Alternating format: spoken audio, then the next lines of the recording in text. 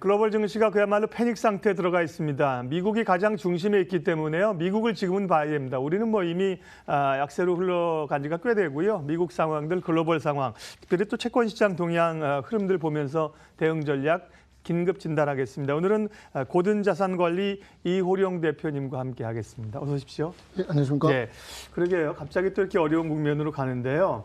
가장 단초가 됐던 것이 급락의 단초가 됐던 것이 미국의 실세 금리가 생각보다 상승 속도가 가파르다. 네. 그런 것들이었습니다. 금리 이제 간밤에 좀 조정을 받았는데요. 최근에 금리 동향 또 이렇게 가파르게 오른 이유부터 설명해 주세요.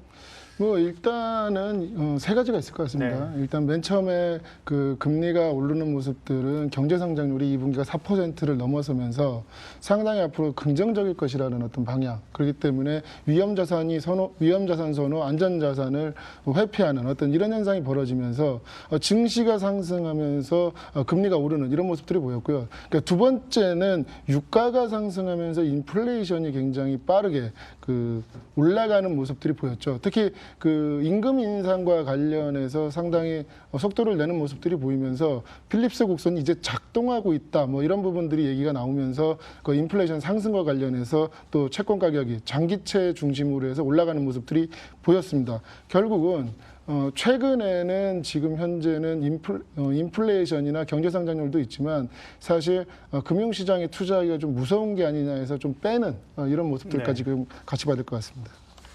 그런데 이제 뭐 금리 상승이 사실은 갑자기 튀어나온 건 아닙니다. 뭐 예정이 돼 있었는데 생각보다 조금 속도가 빨라지고 또 파월 의장의 발언이 좀 기름을 붓는 그런 역할을 해서 트럼프 대통령도 견제를 하고 기싸움도 좀 있는 그런 형국이고요. 표면적인 급락의 원인들이 이제 국채금리 상승이었다고 하면 또 물밑에 깔려 있는 지속되는 악재가 이제 미중 간의 무역 갈등입니다. 네, 맞습니다. 예. 미중 정상이 이제 뭐 G20 회의에서 또 만날 가능성도 있다. 오늘 아침에 이런 보도도 있는데요. 예, 이 부분은 좀 사실은 악재로서 영향력은 희석되는 거 아닌가 싶었는데 여전히 발목을 잡고 있습니다. 앞으로의 남은 영향력은 어느 정도일까요? 일단 뭐 어제 나온 뉴스를 한번 보면요, 이제 미중 무역 전쟁이 무역 전쟁만이냐? 그건 아니고 그러게요. 오히려 안보 전쟁으로 가고 있거든요. 그렇죠. 그러니까 이번에 폴 상원 랜드폴이라는 그 상원의원이죠, 공화당의 그 상원의원이 뭐라 그랬냐, 브로드컴 같은 경우에 지금 CA를 하려고 노력하고 있거든요. 근데 그거를 국가안보 차원에서 봐야 된다, 뭐 이런 얘기들을 했습니다. 근데 이게 사실 브로드컴 같은 경우는 3월달에도 트럼프가 퀄컴을 인수하라 그럴 때 또 거부했거든요. 네. 그러니까 이런 부분들이 좀 같이 나오면서 브로드컴 CEO가 상당히 좀 화가 나서 반발을 했죠. 우리가 중국 사람이 아니라 미국 사람인데 왜 이 부분에 대해서 자꾸 딴지를 거냐. 사실 그 브로드컴 그 CEO부터 시작해서 임원진까지 다 미국 시민권자 맞지만 다 중국계거든요. 그런 면에서 봤을 때 브로드컴이 화웨이하고 지금 거래가 상당히 많습니다. 그리고 화웨이 같은 경우에는 미국의 경쟁 업체들이 다 5G 관련된 거거든요. 그런 부분들에서 안보하고 문제가 있을 정도로 미국의 산업이 굉장히 위험해질 수 있다. 뭐 이런 부분들이 나오면서 결국 이 부분은 뭐냐면 예전에 그 메카시즘이라고 있지 않았습니까? 예. 그러니까 이게 지금 미국의 시민권자임에도 불구하고 중국계이고 IT 업체에 다닌다면, 회사를 운영한다면 모두 다 메카시즘으로 처리해버리고 이 회사들하고 거래하는 기업들까지, 미국의 기업들까지 상당히 많이 위축시키는 이런 모습들을 지금 보여주고 있기 때문에 그러니까 이런 부분들이 상당한 리스크로 그럼 다우지수가 지금 현재 굉장히 많이 폭락하는 이런 모습들을 보였거든요. 또 한 가지는 뭐냐면 이제까지 시진핑은 상당히 소극 나스닥이 영향을 또 많이 받았죠. 많이 받았죠. 맞습니다. 기술주들이 영향을 많이 받았고 다우 같은 경우에는 이제 글로벌 이제 기업들이기 때문에 중국과 거래하는 다국적 기업들이 많지 않습니까? 이런 부분들에서 뭐 애플 같은 경우도 그렇고요.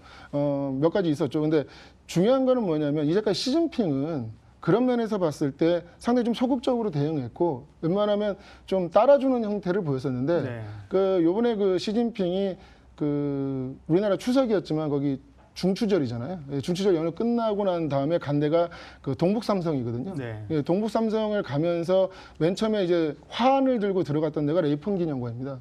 그러니까 레이펑이라는 그 청년이 22세의 꽃다운 나이에 죽었지만 마오쩌둥 같은 경우는 레이펑을 배우자 이런 식으로 하면서 굉장히 좀 어떤 시장이 그러니까 그 중국의 국가의 위기가 나타났을 때 레이펑 정신을 굉장히 강조했는데 이 얘기는 뭐냐면 내부적으로 굉장히 그 단속을 철저하게 하면서 외부적으로는 외세에 맞서 싸우자 뭐 이런 분위기거든요. 거기다가 지금 중국의 중일그룹이라는 데까지 방문을 했는데 이 부분은 6.25 전쟁 이후에 설립이 됐는데 그때 미국과의 어떤 그 전쟁에서 상당히 장기전을 가야 된다라는 생각으로 그 중공업 기업을 맡아놓은 건데 여기에 지금 그 시찰을 하면서 했던 얘기 뭐냐면 자력 경쟁입니다. 결국은 이제는 미국과 안보적인 문제까지 거론을 하면서 자력 경쟁이라는 어떤 극단적인 단어까지 얘기가 나오면서 중국은 이미 지금 현재 상황에서는 좀 장기전을 좀 가려고 하는 게 아니냐. 그러니까 이런 부분들은 무역 전쟁을 떠나서 이제는 예. 안보 전쟁까지 좀 됐다. 이렇게 보셔야 될 것 같습니다. 예, 스파이치 문제 이런 것들에 대해서 계속해서 우려들이 좀 나오고 있는 상황들입니다. 그러게요. 기초적으로 뭐 한편에서는 무역 갈등은 이제 나올 만한 카드가 나왔고 악재로서 영향력은 희석된 거 아니냐는 시각도 있어요. 다만 이제 새로운 쪽으로 이제 국면이 또 퍼져가지 않을까 좀 우려가 있는 거고요. 그러니까 11월 달에 이제 네. 그 G20 회의가 있지 않습니까? 예, 아르헨티나에서. 뭐 그렇습니다. 그때 이제 시진핑하고 그 트럼프가 만날 것이다라는 네. 어떤 기대감이 있고요. 그런 부분에서는 희석 가능성도 있습니다. 사실 오늘 같은 경우에는 달러 위안이 역외환율로 6.9위안이 넘었다가 예. 오늘 같은 경우는 6.88위안까지 내려오는 모습 보였거든요. 물론 이 부분은 뭐 그 환율 조작국으로 지정할 것이다. 뭐 이런 얘기도 있었지만 사실 나중에는 지금 그 폴리티코에서 나온 뉴스를 보면 오히려 환율 조작국 지정은 스티브 무누신이 없다. 뭐 이런 얘기까지 지금 나오고 있기 때문에 네. 그런 부분에서 봤을 때는 오히려 아까 앞에서 앵커님 말씀하신 대로 11월 달에 어떤 G20 회의에서 이 부분에 대한 협상이 되면서 어떤 그런 기대감이 주어진다면 네. 다시 위안화가 약세에서 강세로 돌아설 수 있는 이런 기대감들이 있는 거고요. 그러니까 이런 부분들은 결국은 한국 원달러, 그러니까 달러원 환율에도 상당히 영향을 끼치기 때문에 지금 한국 시장 분위기 안 좋지 않습니까? 그러니까 달러 위안과 달러원이 최근에 굉장히 동조화되는 현상이 있었기 때문에 그런 부분에서 봤을 땐 그나마 좀 다행이 아닌가라는 생각이 듭니다. 네, 1년에 2번 나오는 미국의 미국 재무부의 환율 보고서가 이제 나오게 되죠. 사실은 뭐 환율 보고서라고 하지만 미국이 만드는데 뭐 사실은 살생부죠. 자기들이 이제 손볼 사람들 리스트 만드는 거 아닙니까? 네, 좀 심하게 맞습니다. 얘기하면요. 네. 예. 거기서 만약에 중국을 사실은 이 환율 조작국으로 지정하게 되면 뭐 굉장히 서로 분위기 험악해질 거예요. 네, 근데 지금으로서는 뭐 두고 봐야겠지만 그렇게 가겠냐는 생각들이고요.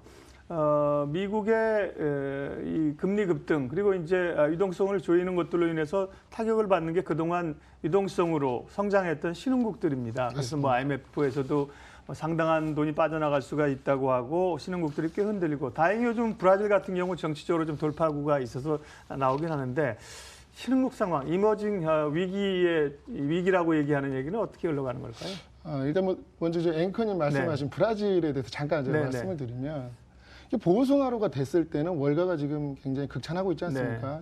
뭐 국채 금리가 상당히 하락하면서 안정화될 거고 헤아라의 가치는 상승하면서 이전까지 어떤 헤아라 약세 부분은 없어질 거다. 근데 그거는 사실 굉장히 단기적인 그렇죠. 얘기고요. 예. 그 지금 그 극우 정치인이라고 하는 어떤 좋은 편이 있지만 사실 나치와 같은 지금 표현들을 많이 하고 있거든요. 예. 그럼 이런 부분들은 결국은 나중에 굉장히 큰 정치적 혼란을 얘기할 수 있기 때문에 장기적으로 봤을 때 브라질 국채는 오히려 굉장히 위험해질 수 있다는 거죠.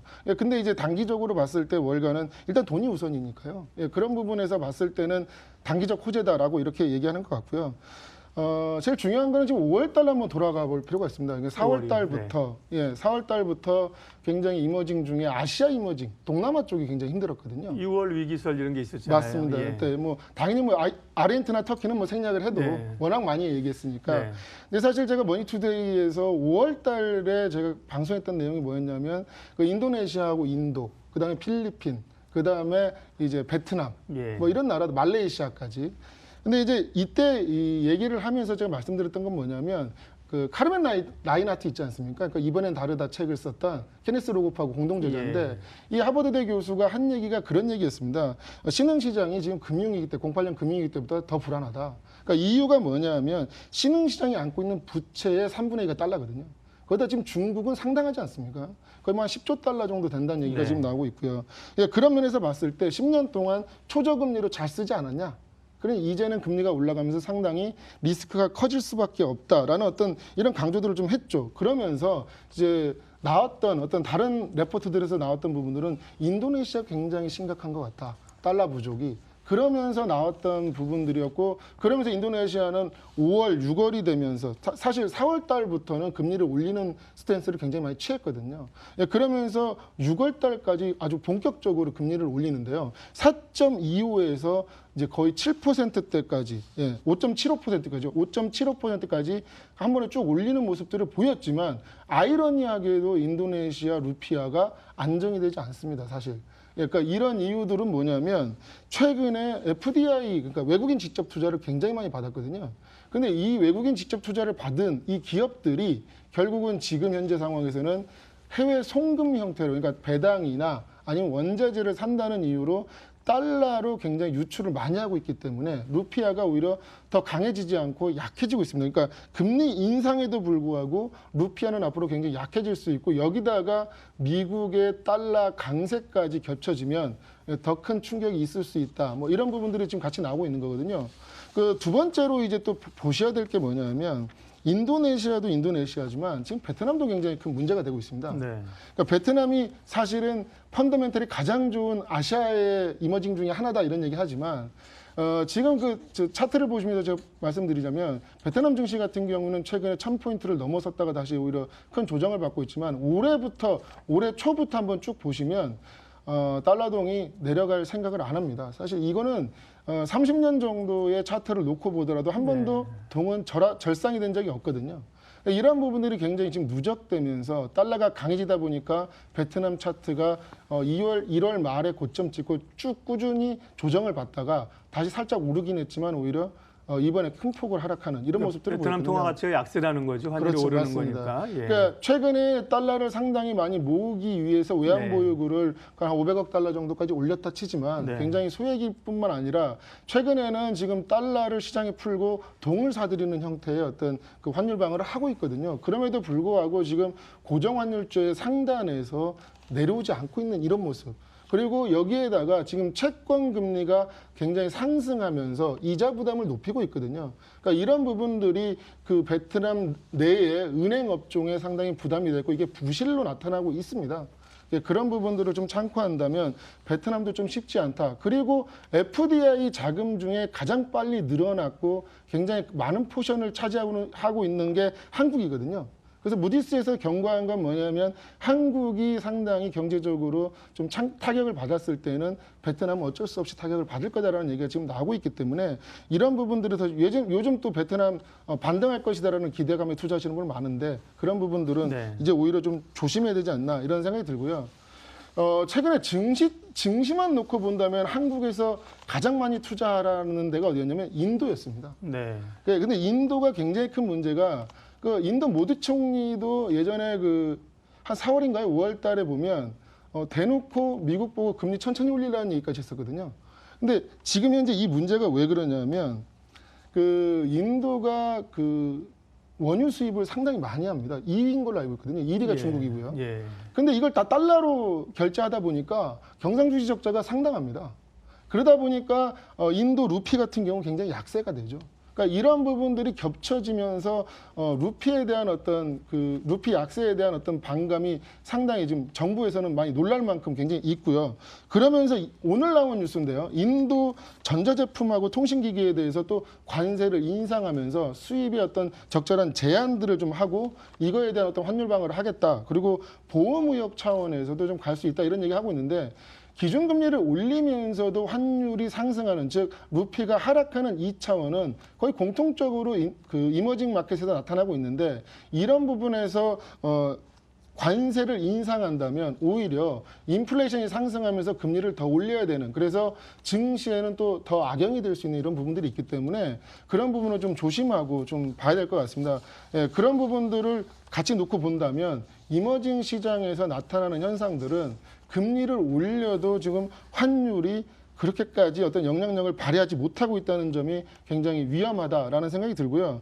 한국 시장도 지금 현재는 달러원이 1140원대 올라갔다가 30원대로 다행히 오늘 내려오는 모습을 보였는데 오늘 같은 경우에는 뭐 한국 시장은 그렇게 큰 폭의 하락을 하거나 이러진 않을 것 같은데 문제는 뭐냐면 08년 금융위기 때부터 해서 추세선을 상단과 하단을 그어보면 결국은 쐐기 형태로 이렇게 모이는 지점이 보입니다. 근데 이 부분은 그 외환 시장에서는 상당히 굉장히 좀 중요하게 바라보는 차트인데요. 예, 여기서 지금 현재 상단에 그 추세선을 뚫고 올라갈 수 있는 부분이 1140원대인데 사실 1150원대까지 안착을 해버리면 이때부터는 환율이 상방으로 방향을 잡아버리거든요. 그렇다면 1200원까지 갈 수 있다는 얘기고 이거는 코스피 코스닥에 상당한 무리가 있을 수 있다. 그러니까 이런 부분들을 좀 보면서 투자를 하신다면 투자의 어떤 방향을 잡는 데 좋지 않나라는 생각이 듭니다. 예, 글로벌 상황부터 해서 이제 이머징 시장의 우려들, 우리나라 외환 시장까지 얘기를 하셨는데요. 자료에 근거한 팩트이긴 하나 우울한 얘기만 너무 많아요. 예. 뭐 좀 좋은 쪽의 돌파구는 없어요? 네. 글쎄 뭐 일단은 저는 트럼프하고 예.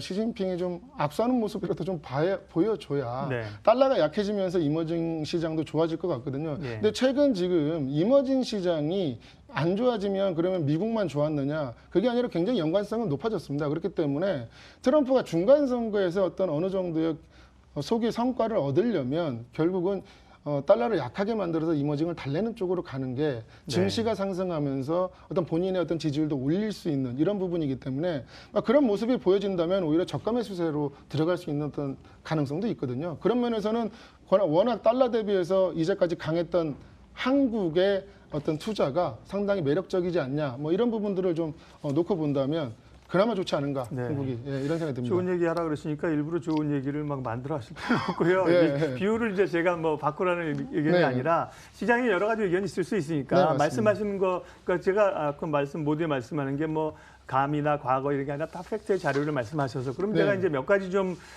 반대 입장에서 몇 가지만 짧게 좀 질문해 볼게요. 예, 미국이 흔들리긴 하지만 또 미국 주가도 흔들리긴 하지만 사실 미국 증시는 잘 갑니다. 네, 맞습니다. 예, 그리고 이제 기술주도 혁신이 있고 추세로 봐더라도 사실은 꽤 많이 꺾였지만 이제 추세가 장기적으로 훼손됐다. 아직까지 이러기에는 좀 미국 증시가 조금 일러 보이거든요. 네. 그런 점에서 미국 증시가 꺾였냐 이렇게 꺾이지 않은 아닙니다. 저는 미국 증시가 꺾였다고 안 보고요. 아직도 지금 그 애틀랜타 연준에서 나오는 GDP 나우를 보면 3분기도 4%대거든요. 지금.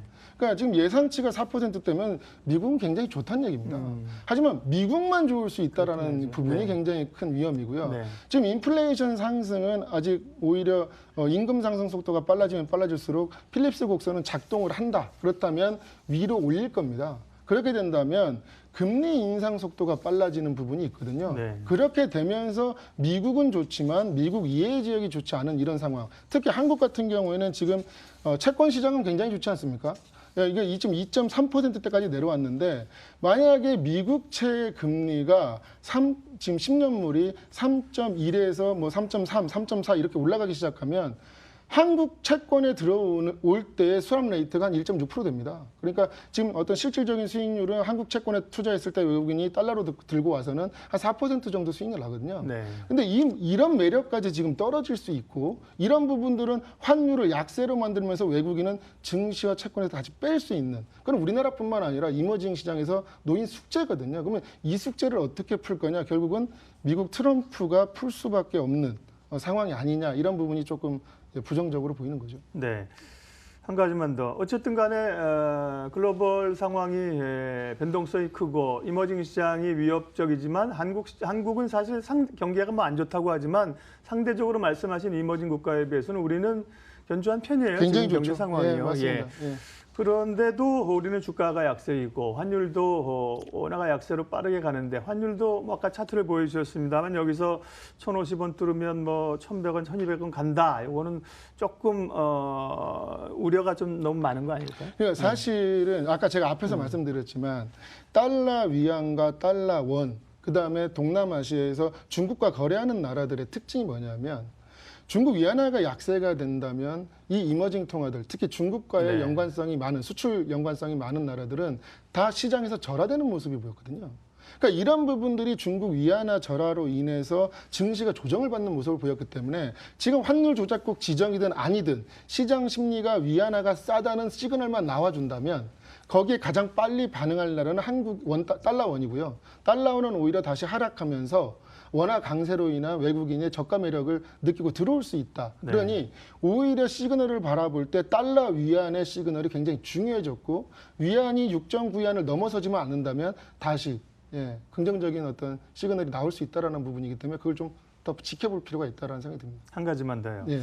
그리고 장기적으로 보면 사실은 달러 인덱스라는 게 여러분들 우리가 달러 인덱스를 봅니다만 달러 인덱스가 지금 뭐 90, 95, 94 이렇게 가잖아요. 이게 이제 미국의 이제 사실은 미국이 국제 금융시장에서 승기를 잡고 1970 킹스턴 체제 74년인가 그때부터 이제 100을 기준으로 해서 지금 나오는 거거든요. 근데 장기적으로 보면 꽤 올랐던 적이지만 지금 이제 달러가 기조적으로 역사적으로 보면 굉장히 강세다. 강세로 엄청 갈 것이다.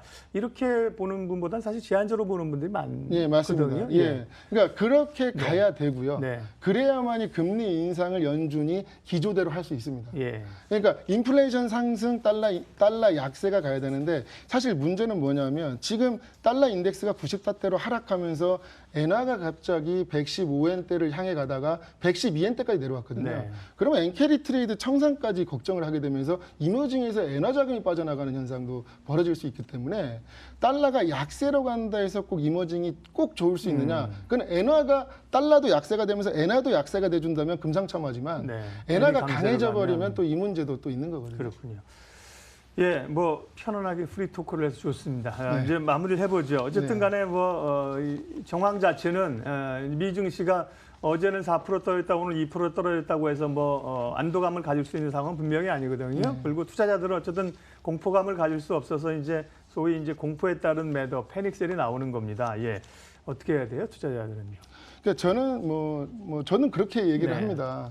오히려 지금 주식 투자를 하면서 종목 발굴이 쉽지 않지 않습니까? 예. 그럼 이렇다면 일부 자금을 해치 차원에서 뭐 달러나 엔화를 산다든가 아니면 어차피 인플레이션은 기술적으로 올라갈 것 같거든요. 지금은 임금 인상에 대한 어떤 소비 입장에서의 인플레이션, 그러니까 소비 인플레이션이 발생할 것 같지만 결국 공급 사이드에서 일어나는 비용 인플레이션으로 넘어갑니다. 레이트 사이클 후반기 나타나는 현상이거든요. 그렇다면 유가와 어떤 곡물 같은 거에 대한 어떤 상승이 앞으로도 좀 기대되지 않나. 그렇게 된다면 거기에 일부 자금을 투자하면서 마이너스를 해치할 수 있는 어떤 이런 방안들, 대안들을 한번 가지고 투자하는 게 낫지 않겠나 이런 생각이 듭니다. 네. 다행히 이전보다는 개인 투자자들이 그렇게 해지할 수 있는 상품에 대한 ETF라든지 혹은 주가가 빠질 때 수익이 나는 ETF라든지 이런 맞습니다. 것들도 있습니다. 예. 자, 그럼 지금은 이제 인플레이션이나 어떤 대안으로서 증시 약세에 대한 대안으로서 말씀하신 거고 마지막으로 증시와 관련해서는 그러면은 비중을 좀 줄이면서 추이를 보는 게 좋은 건지 아니면 조금 단기적으로 급락하면 노릴 만한 섹터도 있는 건지 마무리 좀 해주십시오. 예. 네, 저는 한국 주식에 투자 안 한 지 꽤 돼가지고 예. 글로벌만 하다 글로벌 보니까 하시는군요. 네. 예, 제가 밤새는 일만 하거든요. 낮에는 잘 못해가지고. 근데 이제 제가 말씀드리고 싶은 건 뭐냐면 일단은 미국 채권 10년물과 한국 채권 10년물의 스프레드는 상당히 벌어지고 있다는 측면에서 봤을 때 네. 한국 은행도 이제는 기준금리를 올릴 때가 됐고 이제 1130원대에서 40원대까지 넘어가기 시작한다면 그건 압박은 상당히 심할 겁니다. 그러니까 이런 억지로 올리는 금리 인상에서는 조금 비중을 줄일 필요가 있지 않나라는 생각이 들고요. 당장은 과대낙폭에 의한 증시 반등이 단기적으로 있을 수는 있지만 내년까지 장기적으로 본다면 비중을 확대할 정도의 어떤 투자는 아니지 않나 이런 생각이 듭니다. 알겠습니다. 글로벌 시장 불어오고 있는 여러 폭풍 같은 이야기죠. 그런 이야기들의 내면과 함께 또 외환시장 얘기까지 했습니다. 밤새고 이제 뉴스 보시고 시황 분석하시고 잠 안 오실 때 좀 와주십시오. 또 새벽에 우리 좀 편하게 계속 고민 좀 해야 될 상황들이 있을 것 같습니다. 네. 고든자산관리 이호령 대표님 아침에 귀한 말씀해 주셨네요. 고맙습니다. 네, 감사합니다.